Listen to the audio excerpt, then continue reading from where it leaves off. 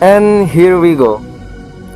There are two speakers in here, and you can see there is a SATA hard disk in here. There are also two fans with heat sinks. Oh, you can change the SATA hard disk to SATA SSD if you want to get cheaper ones. But it will be better if you buy M2 SSD because there is M2 slot in here. You can place it, and you can also place Intel Optane if you want.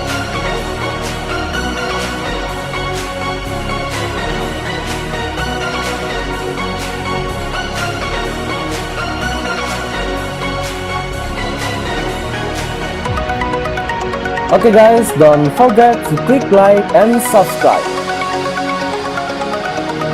See you next time.